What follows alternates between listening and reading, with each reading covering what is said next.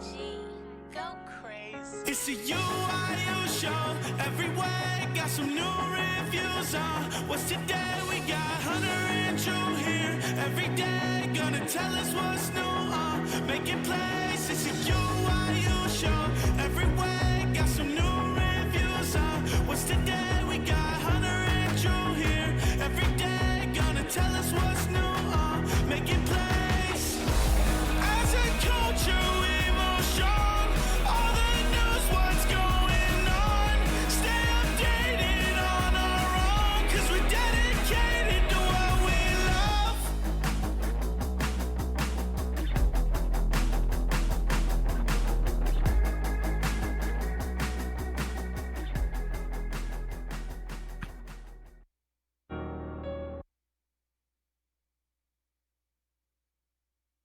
Hello, everybody. Welcome to episode number 7 of GOT UYU. Today we have a very, very special guest. We have the owner and leader of OpTic Gaming, Hector, Hecz. I'm very excited to have you on the show. Obviously, a huge fan of all the work that you do. Thank you. Everything you post, everything that you've done throughout the year. So very excited to hopefully share some of that insight with obviously me and everybody that's joined us tonight. How's it going, man? Good, really good. Excited to get the weekend started. Got a match on Sunday, so tomorrow will be sort of preparation, relaxation with the team. Make sure that we're gonna do a better showing than we did yesterday. So that's priority number one. So you guys are all in Texas right now, right? And just Everybody is. Yeah. awesome. As of January 17th, which is when both Formal and Dashi moved down here. Dylan was already down here. Seth lives right down the street from here, so we've been here for a minute now. Was it hard to convince anyone to move down, or everyone was kind of with? No, you know what? At first, it was a little bit difficult to move Formal down, just simply because Right. COVID and whatever. But for him, it was more of an issue of his parents and being older and him not wanting to sort of put them at risk. But when I told them, I'm like, you're not going to go back. Once you come to Texas, you're not going to go back home. So they're not going to be at any risk at all. So, but once he moved here, I literally just asked him yesterday over dinner how he's enjoying Texas. And he said that it's the opposite of what he expected. And that's a good thing. In a good way, right? Oh, yeah, of course. Yeah. Yeah, it's nice to see everybody back around the Hecz quarters, or still like the old, the whole crew. So it's really nice, obviously, seeing you back with OpTic in your name. And how's that been so far this year? I know we want to talk a lot about this, rebuilding of the green wall and such. But how's it been, so far? Just having everybody kind of be there since Formal those guys came. Insane. The impossible thing happened. I was able to do it, and it's sort of been one of those situations where everybody knew that they were OpTic at heart, but we couldn't represent it because of obvious reasons. And I don't know, everyone, right, including Scump and everyone, pretty much felt a little bit empty in a way. Obviously, Huntsman sort of offered us that refuge as we were going through it. But it just, OpTic and Call of Duty needed to be a thing. I always knew that Seth would retire as an OpTic member. And whether that's 5 years down the line or 6 years down the line, 7 years down the line, I wanted to make sure that I was able to sort of accomplish that, right? I didn't want to send him over to somebody else's OpTic. I wanted it to be here at home with him. So far so good, right? Like he's still got a lot of gas in the tank. So now he's for sure not retiring anytime soon. Yeah. I mean, he's like, I know you're a Jordan guy, but very much I see him being like the LeBron James of COD. Just keep going. Mm-hmm. Putting up those GOAT numbers. Like, how old is LeBron now even? LeBron's like way 34, older. I think. No, I think he's like 36 or something crazy like that. Yeah, he's real. Wow. Out there. But yeah. I think he's holding on to make sure that he plays at least one basketball game on the same team as his son. Yeah, that's kind of a cool idea, huh? I think so. I mean, if you're him and you have everything, if you're him, and you've accomplished all of that, and then you see your son, and Bronny being as good as he is at basketball, and the amount of training and advice that somebody of that caliber is sort of given them, I think that the opportunity sort of becomes even more. It's a franchise, whether it's the Lakers or I think it'll be the Lakers, or maybe they'll do like a Cavaliers reunion just for the heck of it. But whether it's the Cavaliers or the Lakers organization, I think that having that be a possibility from a marketing standpoint, that's just like a dream come true, and it sells itself. So I mean, I'll buy tickets. I'm going, and I have literally no interest in watching the Lakers play. Yeah, absolutely. I mean that kind of is crazy to think, like, with the way that franchising is with CDL, and this whole thing's being built out to be multi-decade, just generational thing. We may see the kids of some of the players that we currently watch or that we've watched in the past in the league at some point just frying, especially with how young kids get in these days. So absolutely. That'll be real interesting. That'd be insane. Yeah, I mean, the amount of resources, the amount of exposure that people are now getting, I think is going to get to the point to where at some point or another, a high school kid is going to become such an icon on social media that he's not going to want to go to the NCAA, and he's going to figure out how to try out for the NBA, skipping that and being able to monetize that opportunity where he or she won't let the NCAA touch any of that money, and that whole thing needs to calm down already. So time. I mean, I remember when I know I'm taking this a little off topic, but I remember when Zion was like doing his thing. Zion had more followers on social media than they said like 99% of all college basketball Instagrams or Twitters. So like at that point when you're 17 and 18 and LaMelo's the same way, like have that following. And you're going to be going to make someone else a lot of money and getting none of the kickbacks. I mean, yeah. No, it's not good for anyone. Yeah. Absolutely not. But I kind of want to go back a little bit in the conversation. I know we were talking about Scump a little bit and about how, you always thought that he was going to, retire under OpTic. And I was always in my heart hoping that, because it almost was feeling like wrong if he didn't, but obviously he's been under OpTic for so many years. And I remember during Black Ops 1, and this is a question I've always wanted to ask myself. So I know he was under Quantic Leverage. When did he make the transition to OpTic, and kind of like how did that go down? Like who vouched for him, and like how did that come to fruition? Because I'm trying to just see the start here of where we got started at. If I remember correctly, and I don't know if this is true or not, or I don't know how it happened, but essentially what happened was that he convinced Proofy to leave OpTic. And once he left OpTic, or as he was planning on leaving OpTic to go play with Scump on Quantic, he showed those DMs to Rambo, and then Rambo kicked what's his name, Proofy, and then Seth took the spot. Seth That's immediately. Game of Thrones. Yeah. No, wow. The boy then, the man now knew what he was doing. So yeah, that's one of the coolest. And he's talked about it publicly and in the same room as Proofy, and they all laugh about it. I didn't know that until like years later, and I'm like, man, that's genius. I mean, it's a little bit cold, but that's genius level. Yeah. Look, if you make a move in business or otherwise, and you're bettering yourself, no one can be mad at you. I mean, obviously, if you're not hurting someone, I think that no one's ever going to be, blaming you for that. That sort of move. If you see the career trajectory that he was able to sort of accomplish through making that move and coming onto OpTic, the popular team that it was, and hopefully will continue to be, and it did wonders for it. Oh yeah, I mean, I talk to people about this all the time. If you have that opportunity, I always have to say this without falling into that Eminem song. But if you have that opportunity or that shot, you have to take it. Like back when it was not your OpTic, the other OpTic. We had two players being called up, Hollow and Zach. Yeah, Draza. Sorry, Draza. And they were kind of like nervous about it, all kinds of stuff. Obviously, they were going to take it, but I said, hey, I know it's not Hector's OpTic, but when you have the chance to play for a brand like OpTic, if you have a chance to play for Astralis, and if you have a chance to play for something that has legacy like that, you take it and you do the best you can. Mm-hmm. Instead, like, be the first to show up for every scrim, wake up early for everything, like ask all the right questions, because like those opportunities don't come around too often. They don't. And I think, obviously if you're an amateur or you're in challengers and you get called up to the majors, no matter who it is, you go and you make an impact.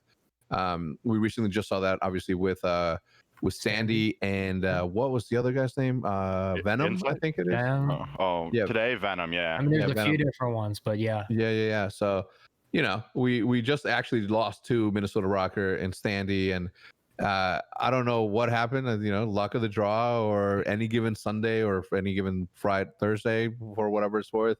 But we've been here for a very, very long time.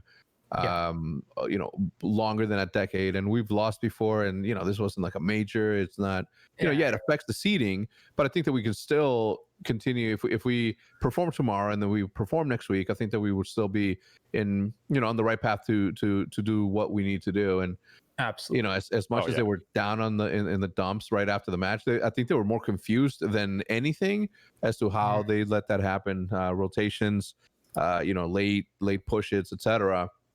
I think that they immediately sort of realized what happened, and it was a super quick match, right? It was quick. Yeah. We all went outside, got some fresh air.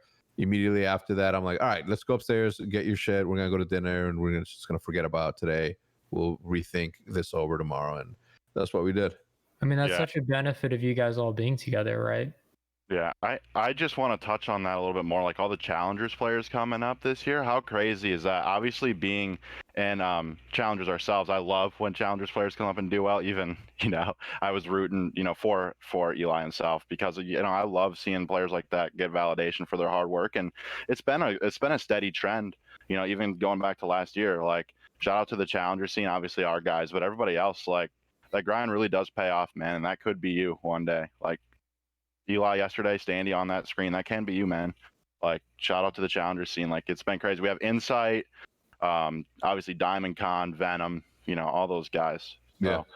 But yeah, I in regards to your team, I mean, like, I think they're gonna bounce back. It's top 4 of the first major. A lot of people had like top 2 in power rankings, and I still do. Like, one match is what it is. So looking forward to seeing how that plays out. Like, it's good to hear that it's more like confusion, I guess. Like, nobody expected that to happen, like nobody. So I think they'll bounce back. The other thing is like we're sort of approaching the whole competition, Call of Duty competition, a different way, right? Like, the amount of content that we produce on a weekly basis, and the amount of streams that Seth does, the amount of stream that the rest of the team does, like, they're doing 2 jobs, right? And for everybody to expect them to every single time show up the way that they do, and expect everybody else to do bad when all they are doing is practicing all day long, then it becomes a little bit tough. The fact that we're still number 3 in a league that has this sort of talent, speaks volumes to their sort of pedigree. If we were to just take everything aside and just say, Scump, only focus on this, right? Don't focus on about the other business, right? Then obviously we would see a different Scumpy, right? But we're not there yet in esports, and therefore we need to take the responsibility that we have in the position that we're in to continue to take advantage of that very thing. And we will continue to do that. I'll continue to support the players as much as I can, however I can, to make sure that they're, setting themselves up for a good future, post Call of Duty, whether that's 5 years from now, 10 years from now, in the case of Dylan and Dashi.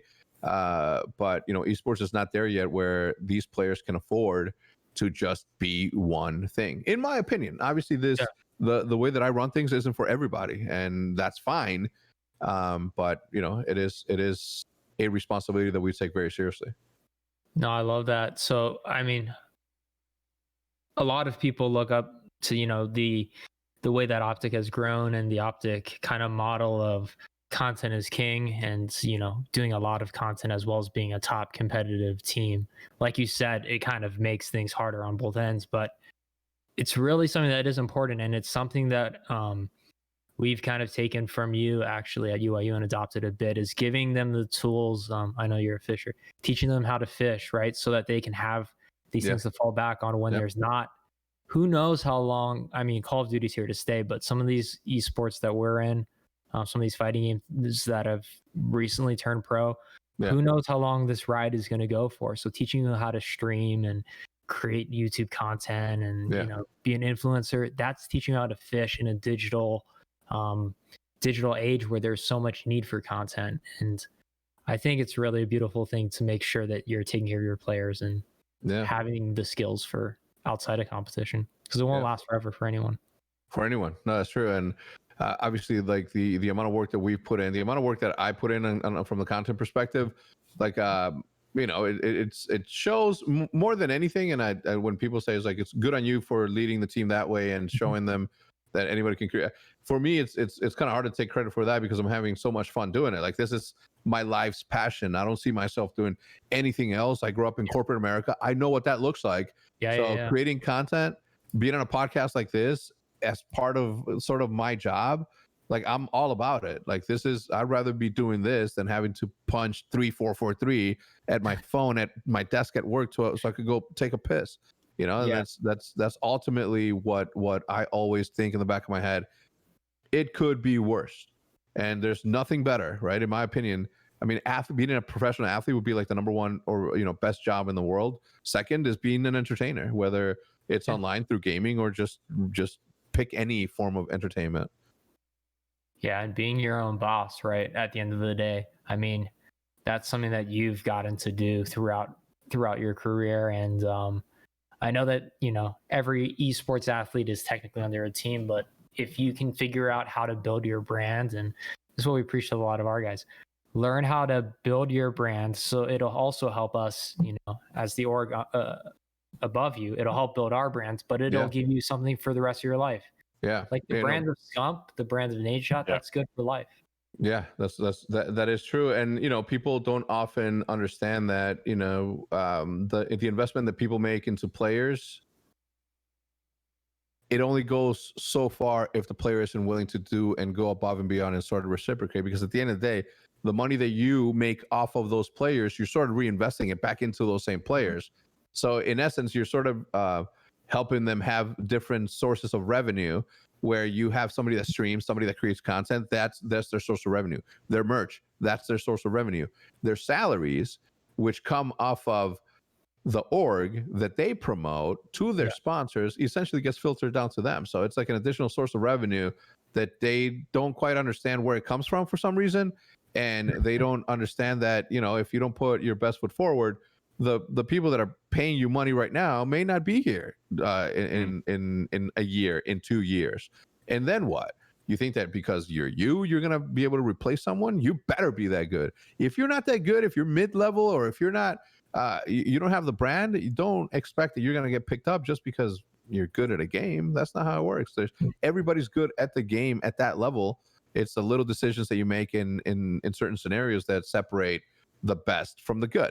And if you're not the best, and if you're not a brand, then it makes it tougher for you to get picked up over somebody who is. Yeah, absolutely. Absolutely. Just in terms of like helping those players out along the line, you know, with their brand and stuff like that, in terms of kind of your approach to helping them along their path, you know, kind of from the top down, kind of how do you manage your team? I'm obviously not just the COD team, but like editor, social media manager, to kind of make it make sense with the players, to work with them, to kind of get to that level to where they can go and replace somebody, right?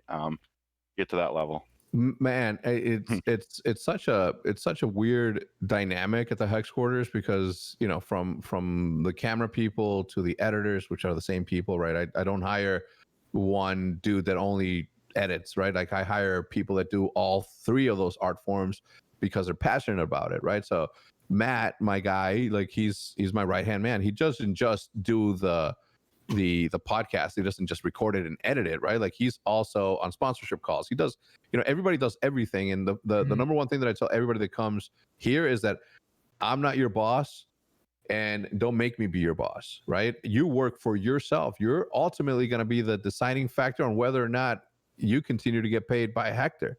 And that's it, right? I'm not going to babysit there and, hey, Did you do that thing that I asked you for? I don't have those questions for you, right? I expect that you're going to do what you're supposed to do, because I'm not going to follow up with you. If I see that you didn't do it, I'm going to take that as you don't want to work there because you didn't want to do the job that you were hired to do. No one's doing me a favor. You know what I mean? Like, they're getting paid to do the work that's there the same way that's there. So the second that somebody believes or thinks within themselves, there's like, dude, I'm doing this dude a favor. You're not, right? You're getting paid. You're getting paid to do one of the best jobs in the world because you could be doing something else. Yeah. I think that's the thing. That's so much facts right there. Yeah. That I think Chinny just wrote in chat, Hecz speaking facts. Totally. I mean, I think a lot of people, I don't want to say a lot of people, but like there are people in esports that never worked outside of the industry or never really worked. Like you said, you were in corporate America, right? So I was in the music industry before esports. So that was still awesome. Still a dream job. But before that, you know, I had internships and everything from finance to startups. I've worked a mall job. I've worked at every type of job, right? So like, I think when you kind of don't appreciate how great it is to work in what we do, in every aspect, you can kind of take things for granted and really just not realize how amazing this industry that we're in is and how amazing this kind of ride we're on is. Yeah. Oh yeah. And it's your responsibility, because if you think about the amount of people that would kill to have the opportunity to do what you do, like it's your responsibility. Like, we're lucky. Like, this isn't something like, yeah, we did, it wasn't given. We worked hard for it, but now that we're here, there's many people that would do anything and everything that they could so they wouldn't have to go, work at a pawn shop or work at, I mean, you name million other jobs. They'd rather be playing video games and creating content because that's fun and easy, and you entertain people, which is like the best. Making people laugh or borrowing people's time is like, it's such a big responsibility that if you don't do a good job at it, or if you take it for granted, it will be taken away. You know, one way or another, you won't survive in this space.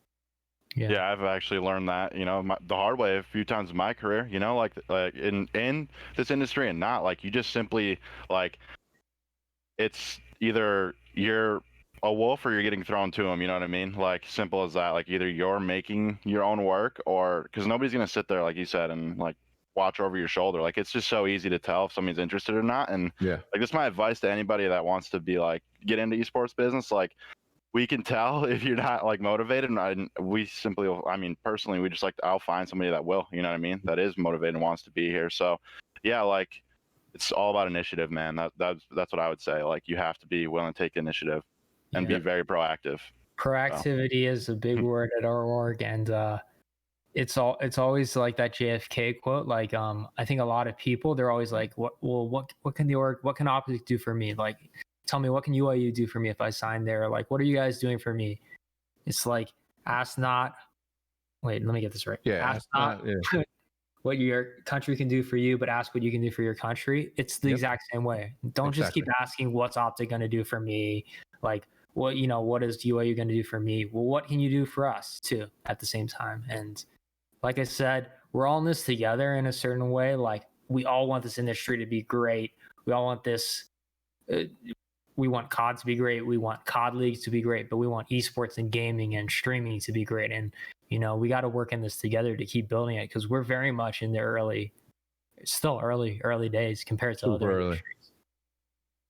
Super early. So like, I'm going to change the subject a little bit here, but this is another question that I've had personally, and I think maybe some other people in chat have the same question. But obviously, OpTic, you guys started off doing a lot of like sniping stuff. What was kind of the motivation to move into esports and kind of take that initiative and kind of run with it, right? Like, was that always the plan, or like, was it always like, oh, we'll just start with sniping, let's just see how it goes? You know what I mean? I don't know, man. You know, I can't pinpoint exactly why. I mean, I can tell you the conversations that I had that led us to be a sniping team. But OpTic started just like, you know, a Game Battles clan that competed. And that was it, right? There was competition. First, there was no YouTube videos. I mean, I think one dude at the time who was the leader of the clan at the time, like, created YouTube videos. But you know, it wasn't to the level like Zergris, right? Like, Zergris, I think, was like the pioneer in all of Call of Duty content. I think that he's the one that really saw it differently, and he's the one that was the first one to do episodic montage series, and then from their gameplays, etc. So for us, it was more of a pivot than anything. When I was handed over the clan, right? Because it wasn't a team, it was just a pickup, anything. Like there wasn't really any sponsors. There was no business, right? It wasn't a business. It was just a group of friends getting together, or a group of people that had shared interests. When that team was handed over to me, immediately I picked up my brother. He was good with the sniper. I like playing with him, so of course I made him, OpTic Tombs, or at the time it was like OpTic Third. Who cares? And and he's like, yo, we should do YouTube videos the way that Grizz does videos. And I was like, what do you mean? And he told me. At the time I had a job. He was still in high school, so I'm like, yeah, I'll buy a Dazzle or a Hot Bog after that. But sniping was always, huh? These are way back. Yeah, super early. Yeah, and sniping to me has always been something that drew my attention. If you go back and look at the old school movies, whether it's Saving Private Ryan or Enemy at the Gates or the movie Sniper, like the sniper always held this sort of like almost mythical personification of what being a badass was, like shooting from the shadows, or getting one opportunity and you got to hit your target, or you miss your opportunity, sort of thing. That always drew my attention. So immediately I was a sniper, and when I played Call of Duty for the first time, my first choice was a sniper. So it sort of developed into this like snowball that kept on just getting bigger and bigger. We were the first sniping team, competitive sniping team. We were the first, sort of group of people that said, we're going to be the best snipers. We're only going to use one weapon. It's going to be the M48-3, and that's that. And because of the tattoo on you, right? I did. It was Temper was in Miami at the same time I was, and he said, "Yo, I'm getting a tattoo right here of the intervention." I was like, "Yo, what's fucked up?" And it is crazy because I was just talking to Hitch about it, of getting the M48-3 like sort of like here. And when Temper's like, "Yo, I'm gonna get it here," I was like, "I'm gonna get it there too." So we sort of got it at the same time by the same tat artist in Miami.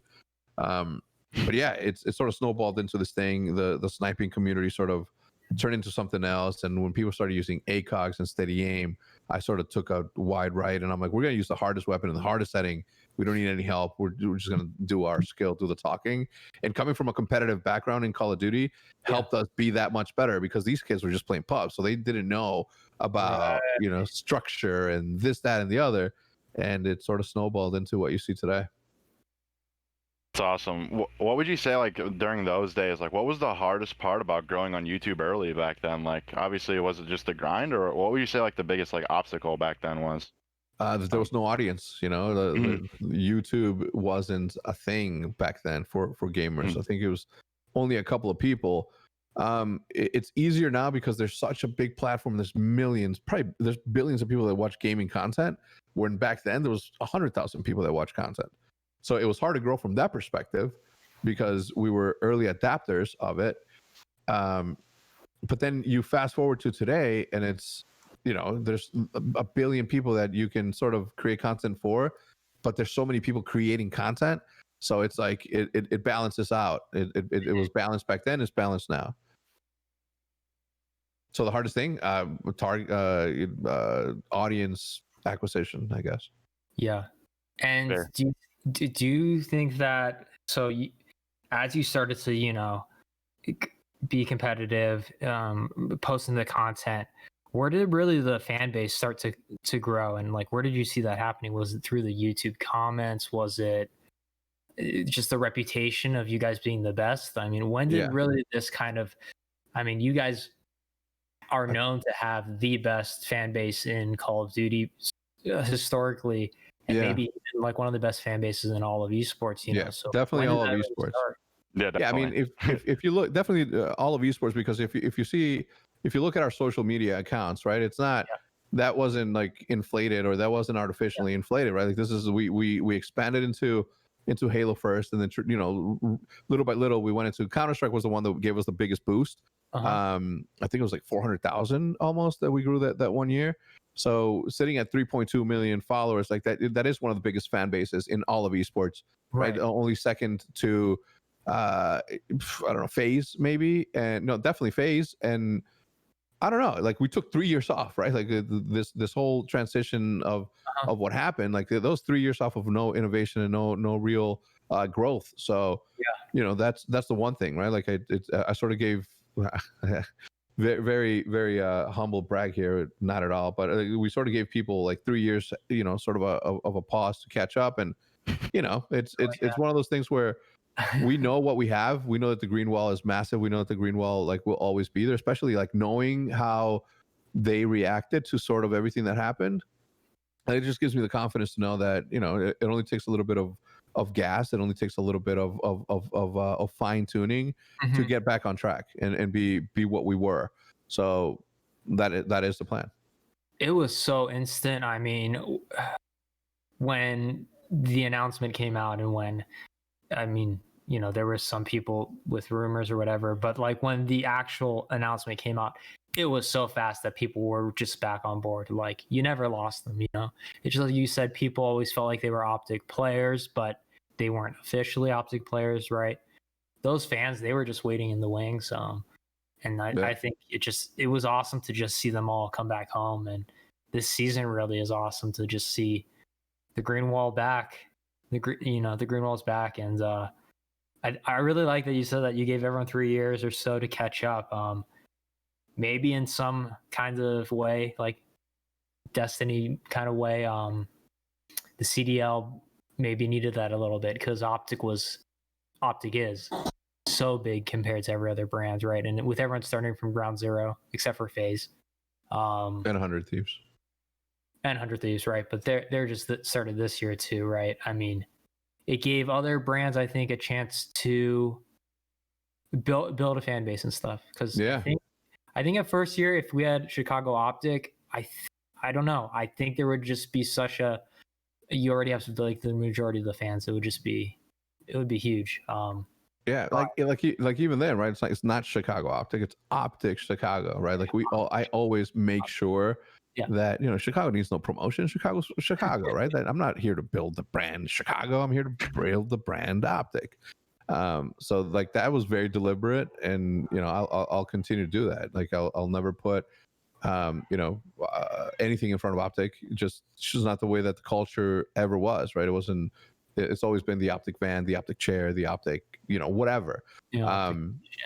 So you that from that perspective, from a branding perspective, like that's always been like priority number one, and it's important, right? It's important that everybody understands the role that they're playing, and every player does, right? Like if even in the earliest days, everybody that was involved in OpTic sort of put OpTic in front of their name with a clear understanding that we were here to build something strong together, while at the same time and simultaneously being able to build their brands without having to suffer the consequences of sort of building two brands, right? You're building the OpTic brand, but at the same time you're building your own personal brand. Like it works, it does work, and it should be something that players put in the forefront in order to do that.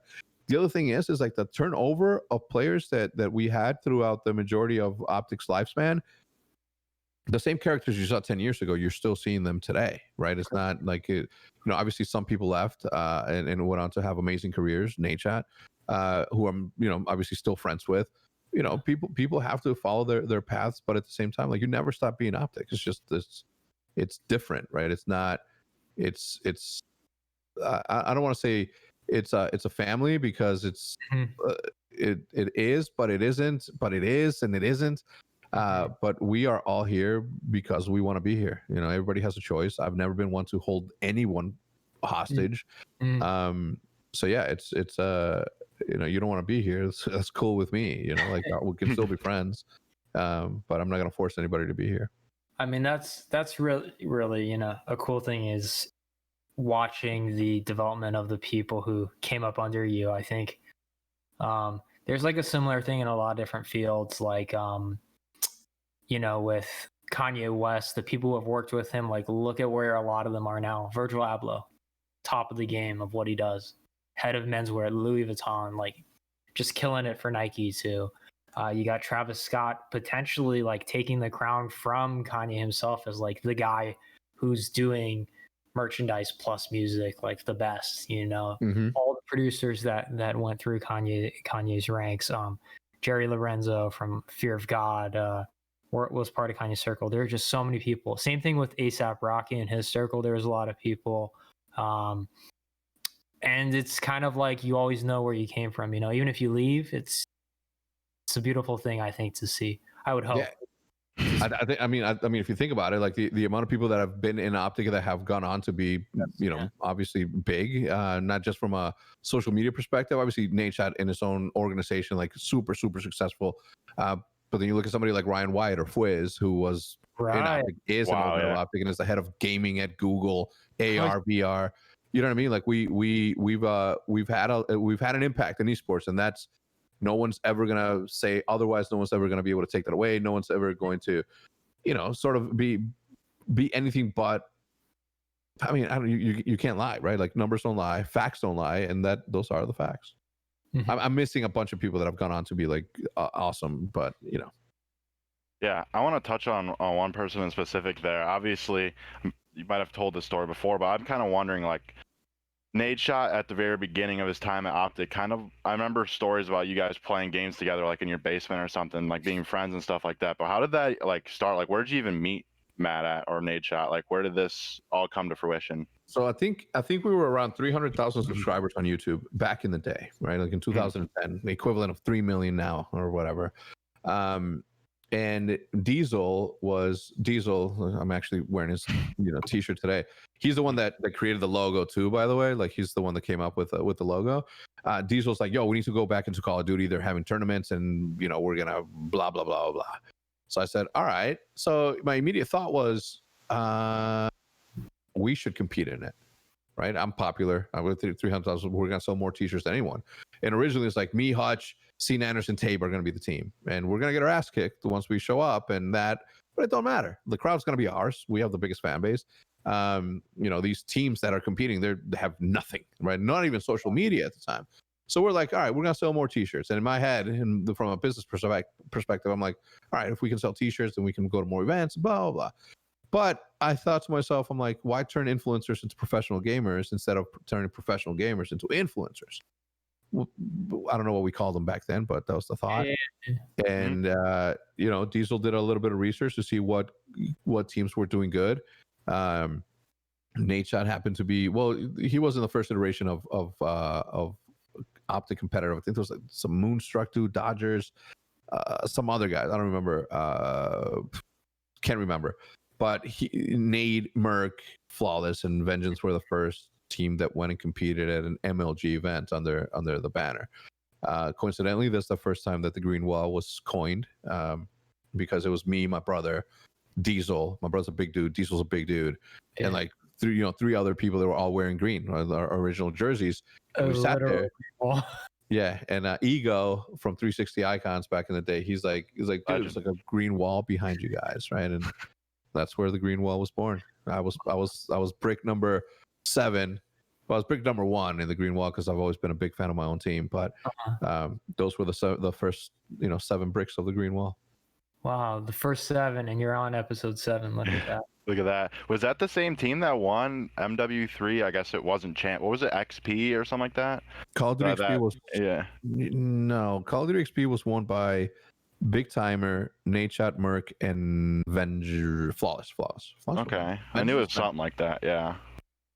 I can't believe I don't remember that. Yeah. It is because I said Vengeance and Flawless earlier that I don't know what it is, but I'm pretty sure it's Vengeance.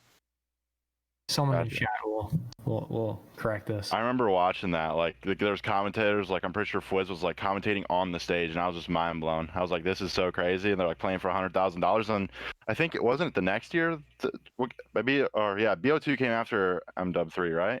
Yeah, there was no $1 million. That was the first champs, right? Yeah. There wasn't. I don't know when the first champs was, but it wasn't. It took a while for it to get back on track to do something like that. Yeah. So with Nate Shot and Matt, obviously you've referred to him when we've talked before as your little brother, and like obviously you've shown him a lot just in how to build a brand, and I'm sure. Well, we both taught each other. I think. Yeah, of course. How does it feel to compete, like it was cool. I remember when you first got into the league and you guys were in League of Legends, to see you guys sitting front row at LCS. But how does it feel now to be head to head, your brand, his brand, in the biggest league in Call of Duty? How do those matches feel? Good. I mean, I'm obviously proud of them. Competition aside, we have, I don't know, we have a relationship outside of gaming, which, of course, it impacts, like it gives us like a little bit of ammo and talking shit to each other about who won what, but it's not something that we like sit there and just like talk about it. Say, oh, you know what I mean? Like, it's just a sort of like, I don't even think we've ever said like, haha, get beat, or GG's even, right? Like when we play against each other, because it's like, it's so separate from what, he and I are, that is the same thing. Like him and Seth, right? Really good friends, but they don't have that relationship where, GG's or, that just doesn't happen. I was making a joke with Sundance, because I went to DM him a link on Twitter, and I saw that the last time that I DM'd him was in like 2013, I believe. And I'm like, yo, how funny is it? Or I thought it was funny that, somebody as close to me as him, that we don't have any real like reason to DM each other. Like if it's like a phone call more than anything else. Right. Let me tell you. So he's like, yeah, I don't know why I found it so funny that the last time I DM'd him was March 21st, 2013. Wow. And he said, Dwight Howard wants to support Call of Duty. Steps to getting a dinner with him tonight. This was 2000. That's wild. 2013. Yeah. And then after that, the next time I texted him was July 8th, 2020. Also, and I'm like, yo, are we good? Because I couldn't get a hold of him. And then I'm like, yo, also last time we DM was March of 2013. Yeah, that's always crazy. Wild. Yeah, like if you look at it, right, like the interactions between me and Seth on Twitter, or my interactions between me and Matt on Twitter, or me and Courage, or me and all my friends, like non-existent. You know what I mean? Like that doesn't, like we don't have that sort of need to be public, forward facing on our friendship. You know what I mean? It's like some influencers kind of like to be seen, being friends in public being online, that's really cool. I think to always keep the real friendships to the side. In terms of CDL and like the way that the branding has gone and everything, and obviously you getting back OpTic has been amazing, and I think something everyone wanted. But from year one, Atlanta got to be FaZe, right? Atlanta FaZe. I'm in Atlanta right now, so. Wow. How does it feel? Does it still feel like OpTic versus FaZe when you guys play, or is it a little different? Yeah, very much so. Yeah, very much so. Absolutely. Especially right now because they're like the best in the game. Yeah. And it doesn't matter that we took them to a map 5 and they barely won it. They won, period. Uh-huh. But yeah, I don't remember your question. Does it feel like OpTic? Yeah, I mean, like there's not, besides Thieves, yourselves, and FaZe, everyone had to create a new brand, right? So the most historic Call of Duty, kind of rivalry, potentially NA rivalry, is OpTic and FaZe. So I was just wondering, how does it feel still to get to have once again OpTic and FaZe? It feels good. I mean, again, I felt sort of lost. I felt sort of like I wasn't myself. When you're something for so long and you identify as that person, I am OpTic Hecz, right? When I wasn't OpTic Hecz for that 1 year, it felt weird, right? Even intros on videos or whatever, it just felt super weird. But obviously having a historic brand like FaZe, right, and having the same sort of dudes that founded FaZe still be the face of FaZe is good. It's everybody had the same opportunity, by the way, to sort of start it. They didn't have to start a new brand. They just had to think a little bit differently as to how they approach that. Immediately from the beginning, even with the Houston Outlaws, I love the name Outlaws. I thought the branding was the best logo, by the way. Yeah, thank you. Yeah, I agree. But even then, I was telling the group, I'm like, well, why don't we just call it OpTic whatever, Houston Optic or something like that. And they're like, well, we have to change the branding. And I'm like, yeah, but no, right? Like Optic Houston, it's not the same thing as Optic Gaming. It's not. It's a completely different logo. Even if you put an H instead of the G, it's a completely different logo. If you build a new business and the parent company gives you a license to use the word Optic, then you're able to create a brand new business, a brand new logo, a brand new entity that doesn't necessarily do that. So like I think, you know, Empire, for example, like that's a really, really good brand, and the branding on it, they killed it. But you know, there was the opportunity for them to be like, yeah, we're gonna be Dallas Envy without having any problem, because they're envy us, not envy. You know what I mean? So it's just a matter of how willing you are to think about everything outside the box and how much you're willing to push that envelope to see what you can get away with. Yeah. I mean, because there were Optic phase matches last year, right? But I don't want to disrespect anyone. It didn't feel exactly the same as they do this year. Let's just put it that way. Yeah. But you're obviously a guy fans first, right? How do you view with franchising in general when it's geolocated? Like, you know, obviously COVID and going online has thrown a lot of things out of whack, but you know, a lot of the plans are obviously to build local fan bases. I mean, you know, Minnesota Rocker wants fans from that region. Toronto Ultra wants to be Canada's team, etc. What's kind of your viewpoint on building a brand around a city while also building the brand of, you know, Ultra, of Empire, of whatever it may be? Well, again, that goes to the individual, right, and how they approach their business, or they approach their thesis on what esports is. For me, OpTic has always been a global brand. We have friends everywhere. Our audience is everywhere. When we went to Australia, we had a big fan base there, right? And Mindfreak was there, and I don't remember the other name, the other team from Australia. Twisted Tainted Minds. Twisted Mind, Tainted Minds. Thank you. Yeah. So we still had a bigger fan base than they did in Australia. So for me, whether, you know, no matter the rules, no matter the playing field, like those are rules that are put in there, and you sort of play, you know, in those rules. But at the same time, like, there's nothing stopping anybody from creating the content that's consumed by the internet, which has no borders, no mountains, no rivers, no divisions, like nothing. It's literally accessible to everyone. So somebody in India who speaks English and loves Call of Duty, and they search Call of Duty teams, and the first thing that comes up is OpTic, and they see our content, and they're like, I like the redhead, or I like Maniac, or I like Hecz, or I like whoever. Those are funny characters. That's my team now.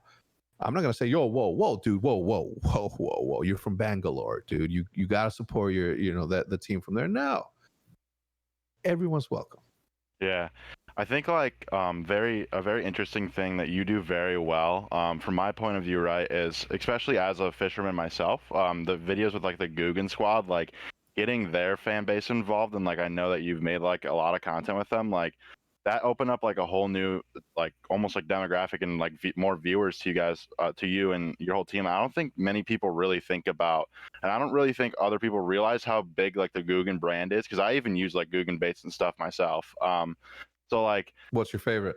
I don't know, man. Maybe Saucy Swimmer. Swimmer. Yeah. I just thought 6'9" on that. I don't want to go down the route, but I will say this: if you look at Guggen, right, you can't spell Guggen without an OG in the middle. You know what I'm saying? Oh, I like that. Yeah. And then if you look at the colors, like, you know what, the best thing that I've seen. What is that name? I couldn't understand the name. So Guggen is a noob, a fisherman noob.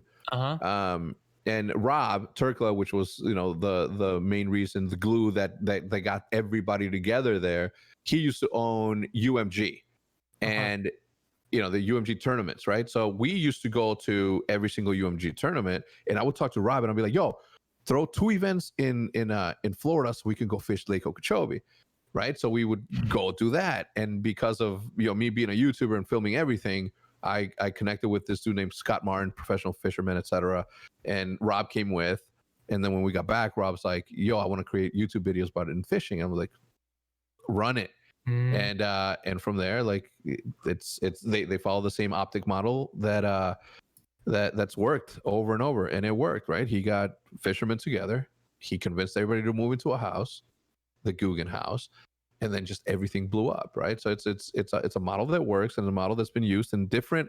The beauty about the Guggen stuff is that the OpTic model works outside of gaming, and what that proved is that it's an influencer or content to commerce opportunity more than anything else, right? So you know, I again, and I'll say this because I don't ever want to take credit for what those boys did. I only opened the door. They walked in, they owned it, and all credit goes to them. Period. End of story, right? Because everybody sees what we've done. Everybody sees the blueprint that we've left behind. It's a matter of them wanting to do it and follow it and you know, sort of executing on it, and they did to a T. Like, it's insane how big that brand is. And you know, to your point, you're right? Like, I'm fishing, and they have a massive audience. Crazy. So, you know, didn't you send someone?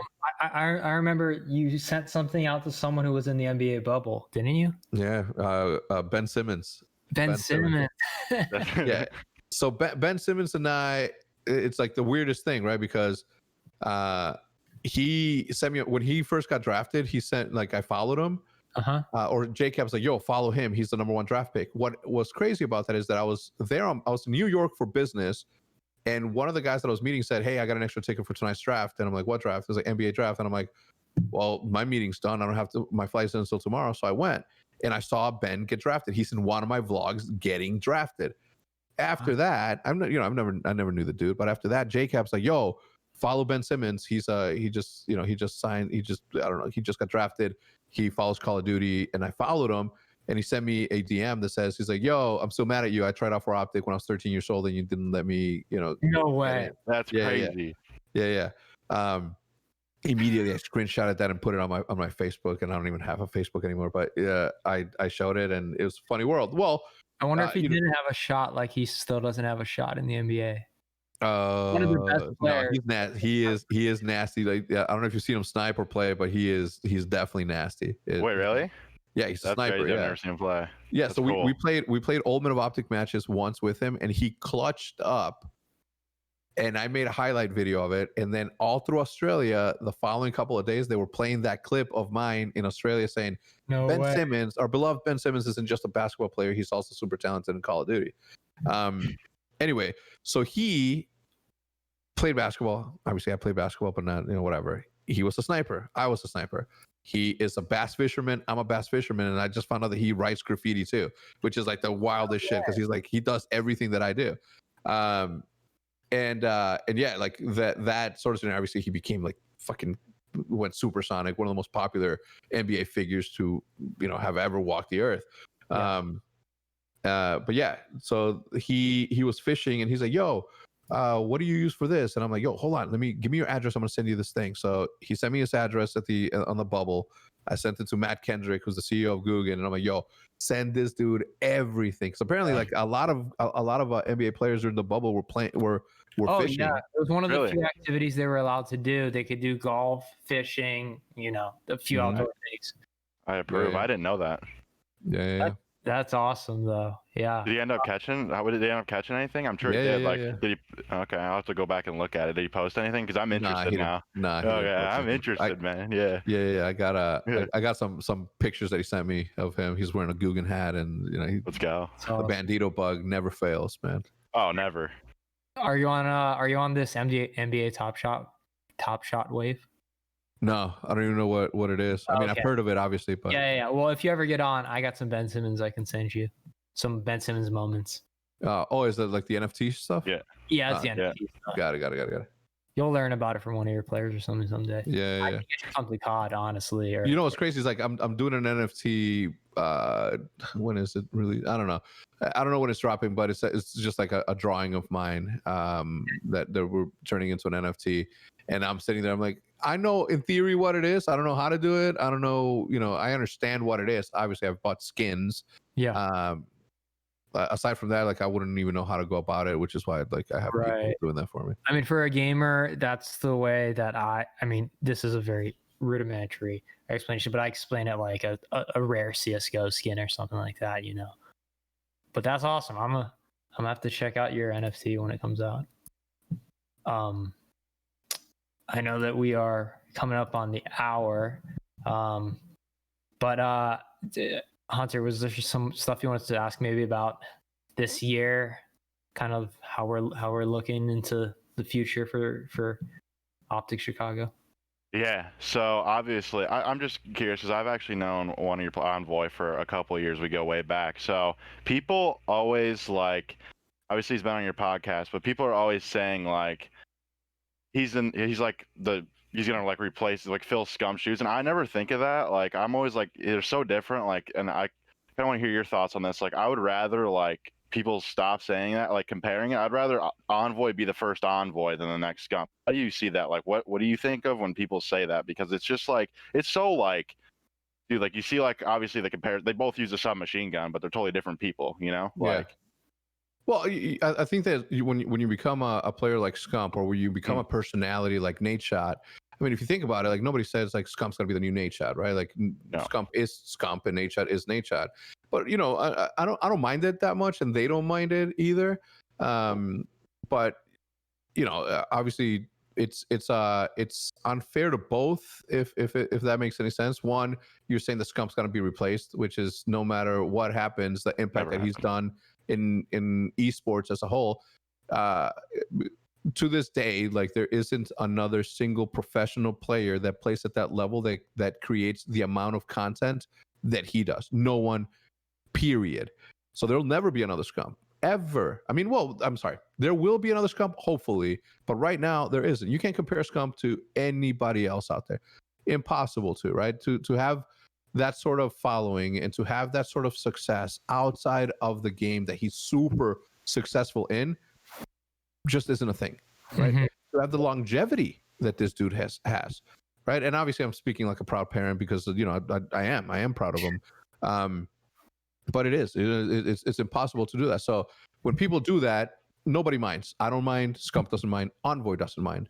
But you know, it is something that people, you know, they don't need. I mean, no one cares, man. It's all good. It's how people look at things in all sports. I think everyone's always like comparing people to Michael Jordan. You know, people will always compare.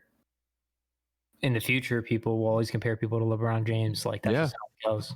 You know? Yeah, like it's unfair, right, to compare LeBron to Michael Jordan. You know what I mean? Like LeBron is the best player that has ever touched the game of basketball, but Jordan's God. You can't compare a man to a god. You know, it's unfair to put that sort of pressure on LeBron. Yeah, absolutely. 6-0, hard to compete with that. So how are you liking this season's kind of you know, they've reshaped things. How are you liking how the format is this year, and how are you liking, you know, obviously you like your chances because, you know, we like your chances, everyone likes your chances, but how are you liking it? I don't know, man. I think look, the league was in the same situation that everybody else in the world was in, right? We had to sort of operate in a world in which being together wasn't a thing anymore for that year. So I give the league a 10 out of 10 in efforts to continue to run a business, in an effort to continue to run a competitive business. Mm-hmm. I'm talking about the league back office. If you're talking about the developer themselves, like even they don't have like anything to get blamed for, because at the end of the day, like it's the lawyers that essentially put all these rules of no, you can't re-release this map, or no, the IP for this whatever weapon or whatever. It's just so crazy that for anybody to sort of blame one entity, whether the league, which is asinine, or the developers, or the developers, which you could you could blame. I don't know. It's good. I like where we're at. I like the format. I love that we went back to 4v4. Yep. I like that, you know, it sort of offers the opportunity for expansion if it happens. I don't think that it will, though. Not for, I don't know, if I was to guess, it wouldn't happen until like 2023 or like towards the end of 2022.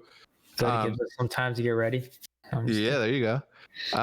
For us, I think that they've offered, and for all the teams, right? Like it's safe to say that they've done all of the appropriate things the best they could. Like having Johanna at the helm there, like super She's helps. great.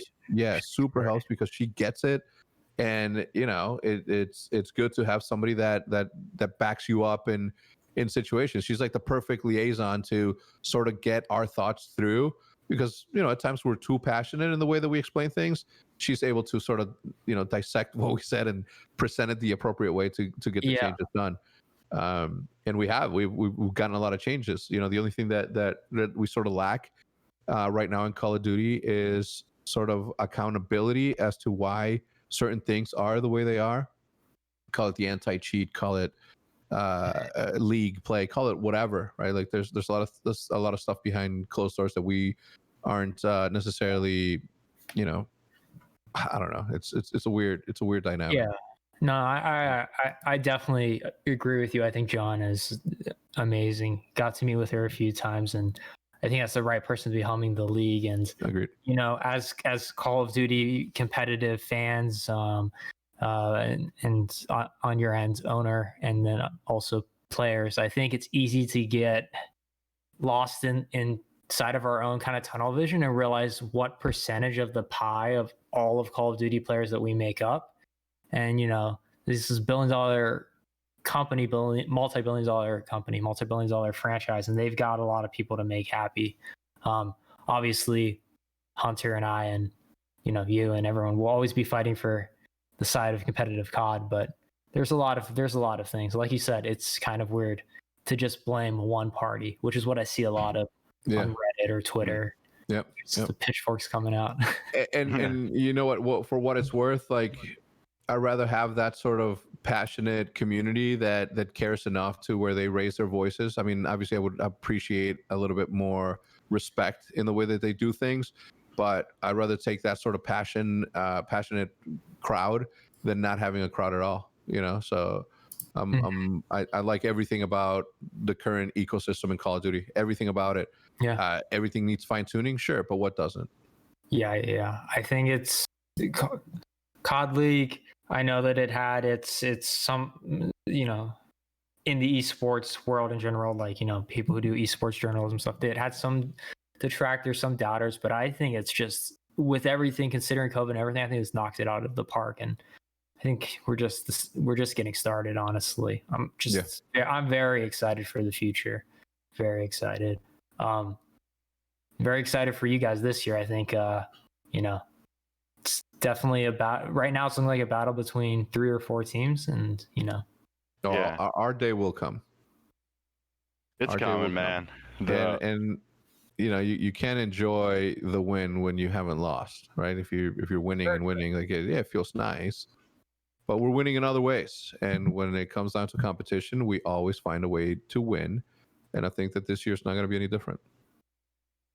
Yeah, the level of competition in the league this year is absolutely insane. Obviously, people have been talking about this, but it went down to 4v4, and then now we finally have like a fresh batch of roster changes. Like teams like London, like that, are even stepping up in a huge way. Like it's gonna be crazy, and like I really think that it'll die down, and the top 4 teams will be the top 4 teams, and you guys will end up getting yours at the end. Just like always. So it'll be fun to watch. Love being the underdog. Not used to it though. Not used to it though. Yeah. That's gonna. Who do you? I'm sorry, I don't have the schedule in front of me. The boys play this weekend against who? Sorry. I think Toronto. I don't even know. I have no clue. I got so much shit going on that I literally just show up, and just like anything else, right? It doesn't matter who you're playing. The competition is the competition, and any given Sunday or Thursday, like it was for the Rocker, right? Like I showed up. I knew we were playing Rocker because we did the. I should know who we're playing on Sunday. I know. I just don't have it at the top of my head. But yeah, we knew that going into that thing, like you can't take at this level, you can't take anyone lightly. And we just came out slow, and it showed. It is Florida, so that'll be a good one. Oh yeah, it is the Mutineers. That's right. Thank you. Oh, good.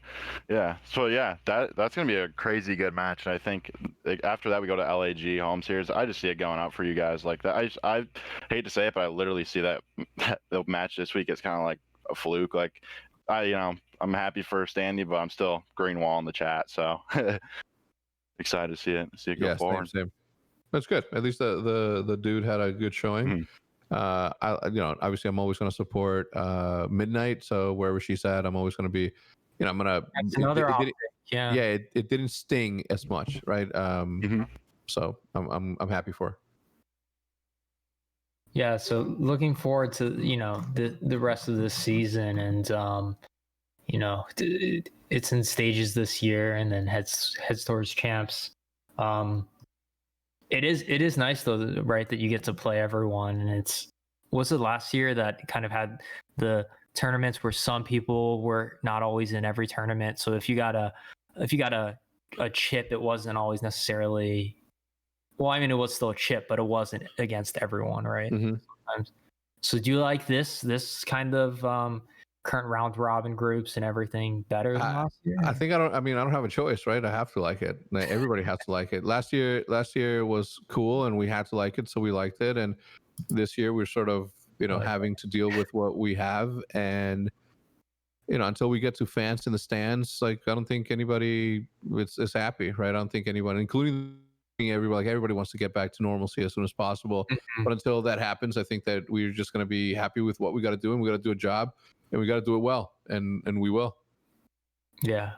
Personally, I'm really looking forward to the first time this year that somebody makes a crazy losers bracket run from like losers 1. I think that's when it's going to be super entertaining to me. Like, I'll say from my point of view that I do agree with like some player point of views of like I loved like when it was like Thursday, Friday, Saturday, Sunday. It was more action packed, but also this is like different because we have like there's COD on more days, so like I get to wake up an extra day and there's COD, that week. So it's good, man. But like I said, the majors are absolutely crazy this year. I love that addition because we didn't have, outside of champs, we never got to see everybody in the same tournament. And I'm really just waiting for somebody to make that losers run, man. It's gonna be so hype. And I think that could change. Like, obviously they would have like barely any points going into that. They make that run, all of a sudden, bang, they're in the mix, and there's more storylines. So I think those majors are going to be huge, like news makers throughout the year. And I look forward to them. Yeah. So right. Having COD every day is nice though, and I think that's kind of maybe the way that, especially during COVID, that programming can really thrive because people need something to watch. Viewership numbers are up across the board on every streaming platform that there is, like from Netflix through Twitch through everything. So, COD every day, not a bad thing. I want to end this off with some like fun kind of questions. Let's do it. Stuff. Yeah. Do it.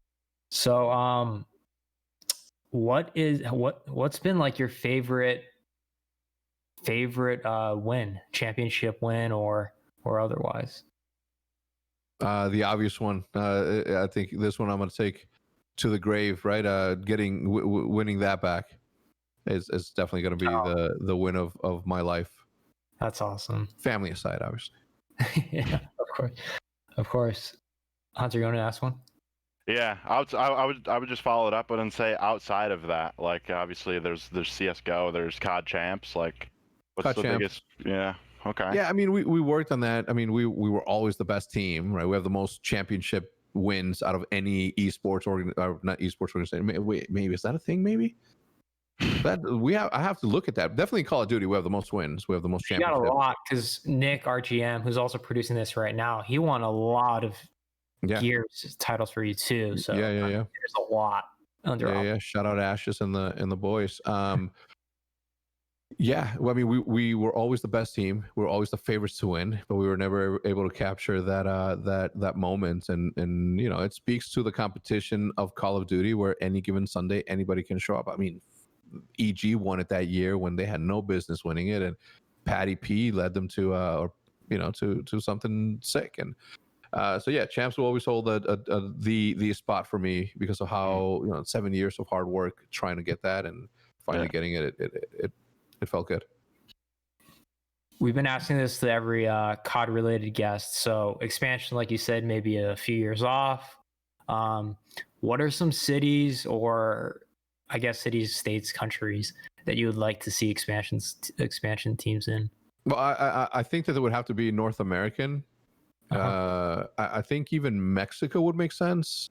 Right. What doesn't make sense is, to me, is like the European one. It's unfair, I think, to London not being able to have their players there, because if you don't compete against the competition here in the United States, you sort of fall behind, and the connectivity doesn't obviously work. So I don't think, until they're ready to expand into a different region, which is like an entire European region, I think that North Americans would be the way to be. So I don't know, another Canadian city could be, or a Mexican one could work. I don't know. There's a lot of opportunity there. When, I don't know. I think that we still got a lot of work to do with the current 12 that we have now. From a business standpoint, I think that if we get that all lined up, and if we're able to sort of really prove the model, I think that's when we should start looking into expansion, because the talent's there. Obviously, I mean, we're seeing it daily. It's just a matter of time. Yeah, so obviously you do a lot of things. The job of Hector is a lot of things, right? He vlogs, obviously managing people, all that stuff. What's your favorite? Like what gets you up in the morning with a smile on your face? Obviously, probably all of them, but what makes you smile a little bit more, I guess? Doing the OpTic thing. The OpTic thing is the one thing that, no matter what it is, I think that's my favorite. I love fishing. I love helping with the Guggen business where I can. From an advisory standpoint, Matt Kendrick, who's the CEO, and I literally are one door away from each other.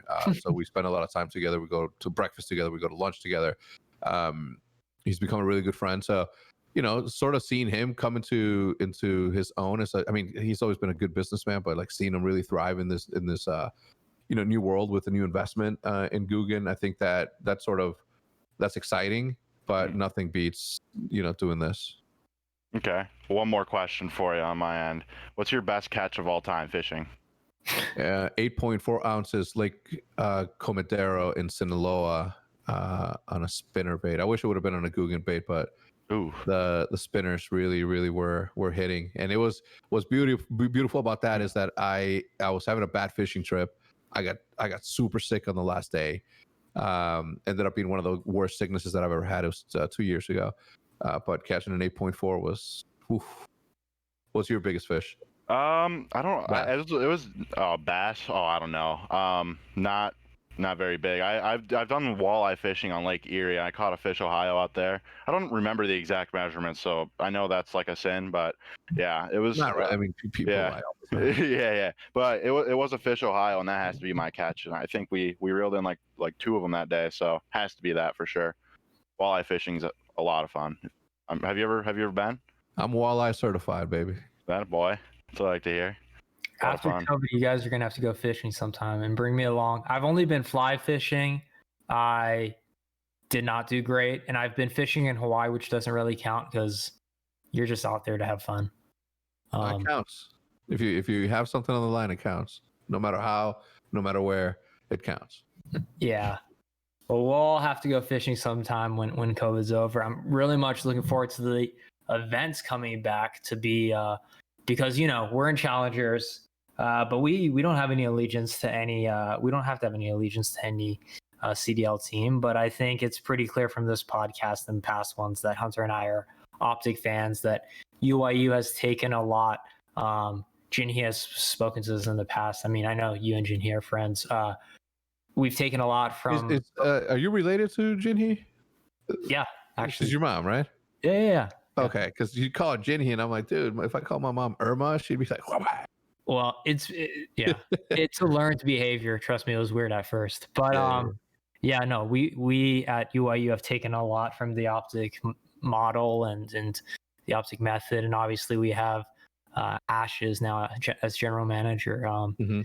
So he's brought a lot of your teachings, and we can't thank you enough for A, being on the podcast, but B, for everything you've done for helping to grow esports in the way that you have, helping to grow Call of Duty in the way that you have. And one of the bigger W's, like in 2021, is this 2021? Yeah.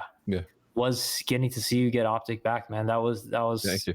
that was awesome. It was kind of like, you know, what we all wanted and what we finally got. So you know, we're all very excited to see what's next for you. And yeah, I don't know, Hunter, you got anything else to say? No, man, I'm just gonna just echo what Drew said, but man, like, yeah, one of the people that, you know, blazed the path for the reason why, you know, people like me have a job today. So it's great to see you back, you know, with OpTic, and I'm gonna be rooting for you guys no matter what. So Appreciate you know, that. we don't have to pledge allegiance to like any or whatever you want to say to any CDL team, but I'll just say it, you know, green wall forever. So yeah, Thank you. unless we get in the league, then then you know, All good. we'll have to give you the hands. All but good. yeah, nothing more than that. All good. I'm all Yeah. about it. I'm here for that smoke.